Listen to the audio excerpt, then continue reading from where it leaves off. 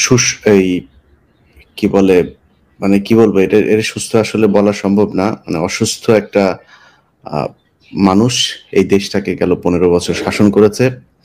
শ্বাসরুদ্ধকর একটা পরিস্থিতির মধ্য দিয়ে গিয়েছে। তার মধ্যে সবচাইতে বেশি নির্মম নির্যাতন যাদের উপরে চলেছে তারা হচ্ছে এই দেশের আলেম সমাজ।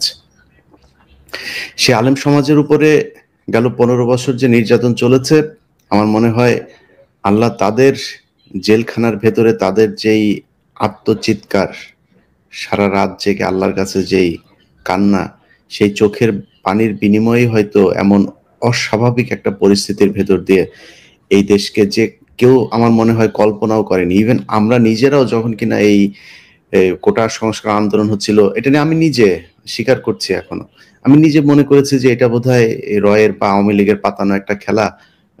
শেখ হাসিনা চীনে যাচ্ছেন, ইন্ডিয়াতে যাচ্ছেন, এইসব সফর টফরে কি হচ্ছে, এটা থেকে মানুষের দৃষ্টি অন্যদিকে ঘোরানোর জন্যই এই আন্দোলনগুলো হচ্ছে। তো সেই দেশটা স্বাধীন হয়েছে, আমরা আল্লাহর কাছে শুকরিয়া জানাচ্ছি। কিন্তু যে আলেম সমাজের উপরে বিশাল নির্যাতন চললো গেল 15 বছর ধরে, আজকে স্বাধীনতার 6 মাস পরে আমি আমি এই মুহূর্তে যে লাইভে এসছে, আমার সাথে বেশ কয়েকজন অতিথি আছেন, অত্যন্ত সম্মানিত অতিথি।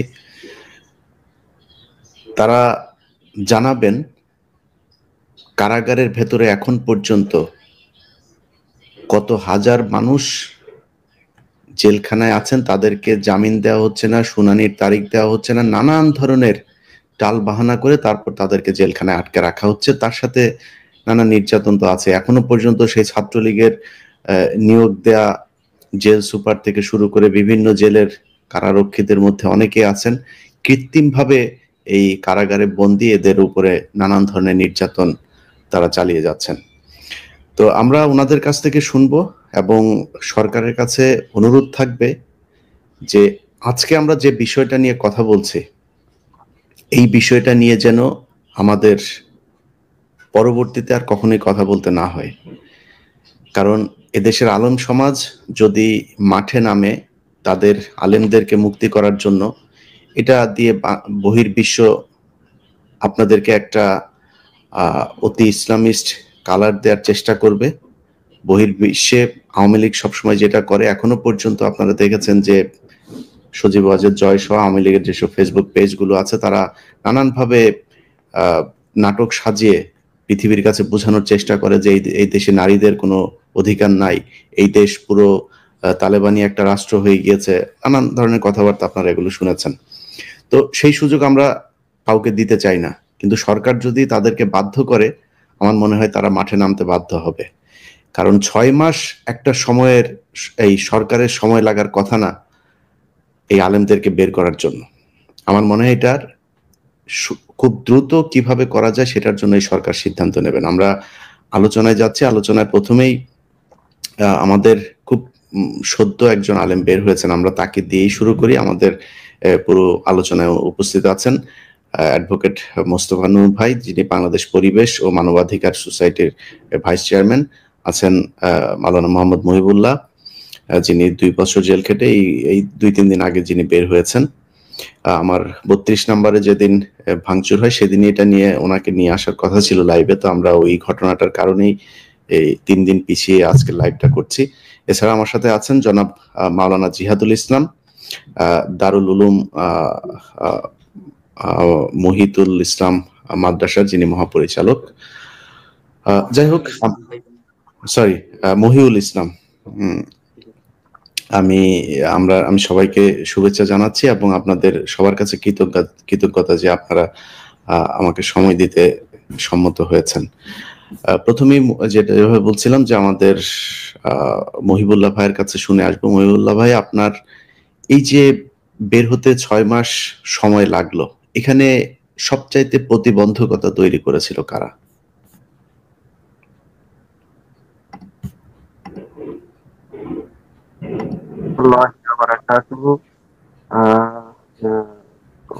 সম্মানিত এবং প্রান্তীয়, শুধু আমার বা আমাদের নয়, বাংলাদেশের প্রায় সকল সাধারণ জনগণের, শুধুমাত্র বেশিরভাগ এর কাছে হয়তো আতঙ্ক। আর বাকি সকলের প্রাণপ্রিয় ইলিয়াস ভাই, আপনাকে আহ, অশেষ অসংখ্য মুবারকবাদ এবং সেই সাথে কৃতজ্ঞতা জ্ঞাপন করছি আমাকে জাতির সামনে উপস্থিত হয়ে কিছু আহ, অবস্থা পরিস্থিতি বর্ণনা করার সুযোগ দান করার জন্য। আহ, আমি একটু আহ, আমার পরিচয়টা সংক্ষেপে দেওয়ার চেষ্টা করি। আমি আসলে একদমই অজপাড়া গায়ের একজন আহ, সাধারণ মানুষ ছিলাম। আমার ফ্যামিলি ব্যাকগ্রাউন্ড সবাই প্রায় শিক্ষক, অত উচ্চ শিক্ষিত বা উচ্চ অফিসার বা রাজনীতির সাথে জড়িত এমন কেউই নেই। আমাদের পুরো এলাকাটায় এত পরিমাণ শিক্ষক যে আমাদের তরুণরা এটার নাম দিয়েছে মাস্টার পাড়া। আর আমার আহ, অধিকাংশ সময় আমার মনোযোগও ছিল এই শিক্ষা প্রতিষ্ঠান নিয়ে, কারণ আমার বিশ্বাস ছিল যে আহ, দেশ, রাষ্ট্র বা জনগণের আহ, সুষ্ঠু পরিচালনার জন্য, দেশে শান্তি ফিরিয়ে আনার জন্য যে জিনিসটা দরকার সেটা হচ্ছে দুর্নীতি মুক্ত মানুষ, একজন সৎ চরিত্রের মানুষ যার লোভ নেই, যার জনগণের নিঃস্বার্থ খেদমত করার আকাঙ্ক্ষা থাকে। এরকম লোকরাই যদি প্রশাসনে বা পরিচালনায় ব্যবস্থাপনায় থাকে তাহলেই সাধারণ মানুষ সুখে শান্তিতে থাকতে পারে।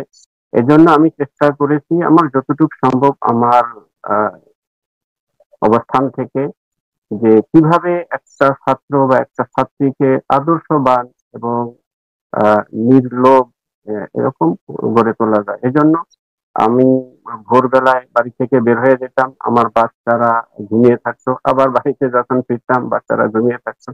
আমার পরিবারের, আমার নিজের সন্তানদের পিছনে আমার মেহনত করার সুযোগ কম হয়েছিল।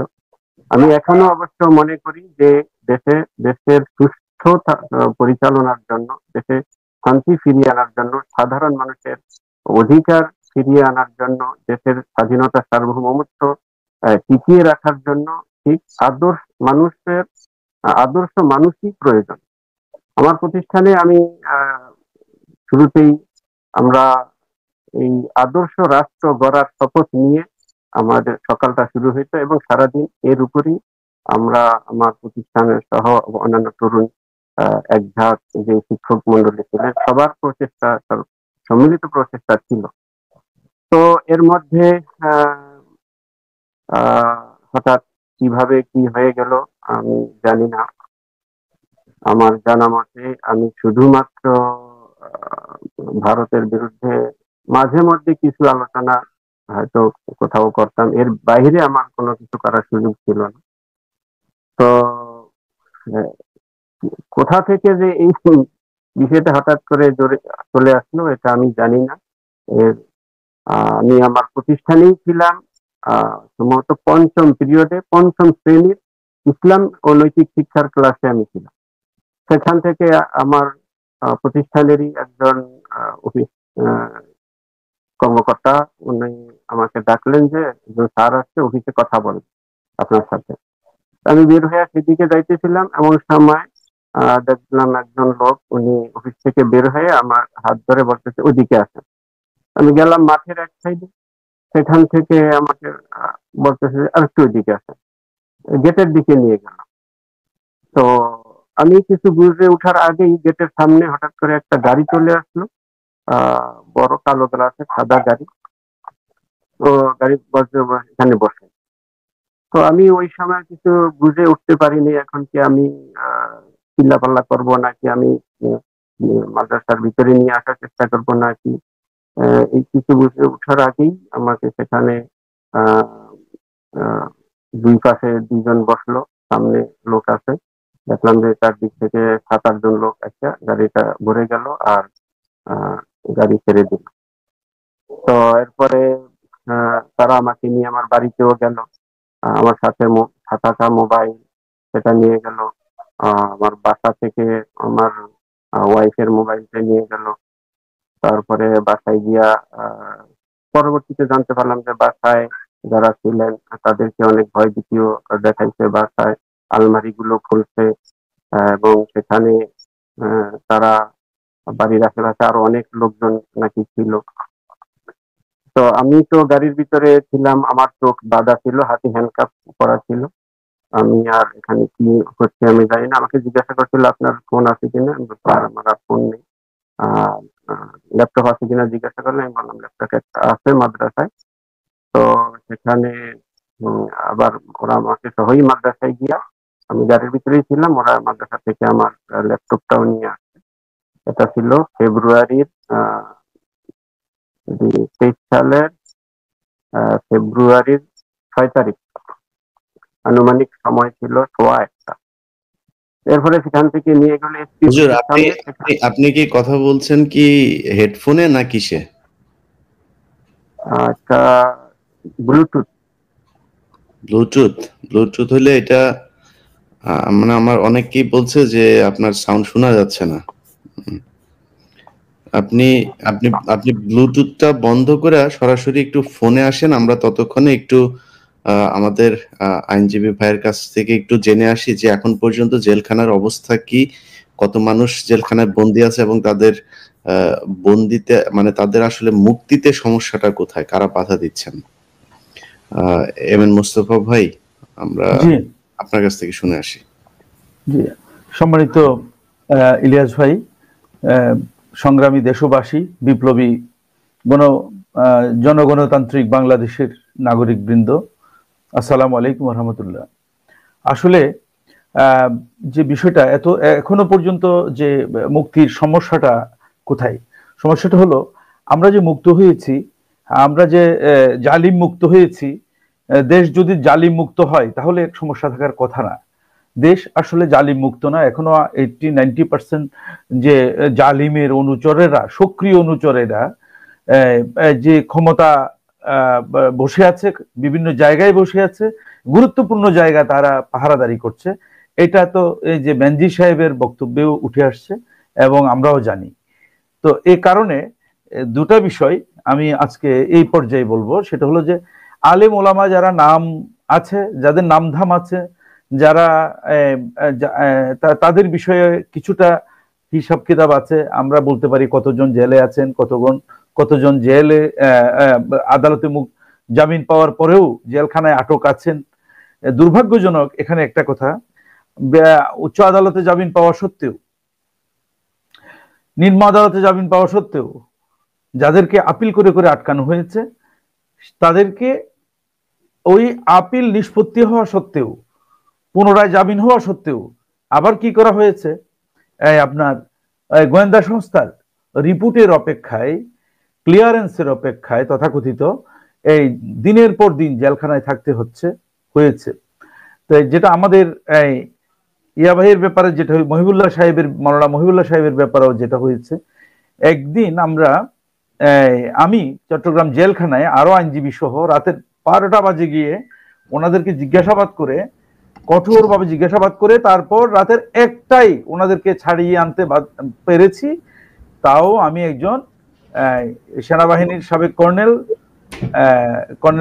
দিদার সাহেবের সহযোগিতা নিয়ে, এবং উনি স্বরাষ্ট্র মন্ত্রণালয়ের সাথে যোগাযোগ করেছেন। তারপর এটা হয়েছে, এটা হাসিনা পতনের একদম পরপর কয়েকদিনের মধ্যে ঘটনা।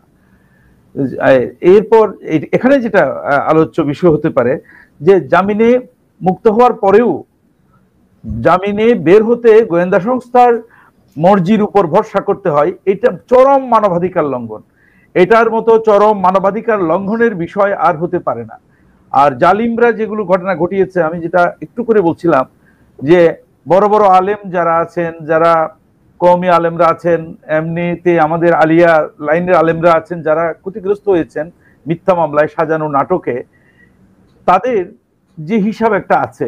কিন্তু সাধারণ লোককে, তরুণ যুব সমাজকে নামাজি কালামি দেখলে অথবা দুর্বল ফ্যামিলির লোকজনকে ধরে ধরে গুম করে করে, তাদের দাড়ি লম্বা করে, তাদেরকে জঙ্গি তকমা দিয়ে, কিছুই জানে না তারা, এরকম করে করে যাদেরকে আটক করা হয়েছে, এদের সংখ্যা সহ আমি একটা খোঁজখবর নিয়েছি যে প্রায় তারা কোনো দলেরই সাপোর্টার না। তাদেরকে দিয়ে সাপোর্টাস তৈরি করার জন্য এই ফ্যাসিবাদী সরকার সাপোর্টাস তৈরি করার জন্য, ঘটনা তৈরি করার জন্য, যাদেরকে কেউ খুঁজবে না, এইরকম যাদের কম, ফ্যামিলির সামর্থ্য কম, দুর্বল, এই সমস্ত লোকদের সংখ্যা মিলাই টিলাই প্রায় 5,000 লোককে এখনো পর্যন্ত আটক রাখা হয়েছে বিভিন্ন পর্যায়ে। এবং এই মামলাগুলো একসাথে যদি প্রত্যাহার করা না হয়, একসাথে মামলা প্রত্যাহার করা না হয়, তাহলে এই ফ্যামিলিগুলো এই আইনি মোকাবেলা করার পন্থা জানা এবং মোকাবেলা করে বেরিয়ে আসা, এটা খুবই অসম্ভব ব্যাপার। জি ইলিয়াস ভাই।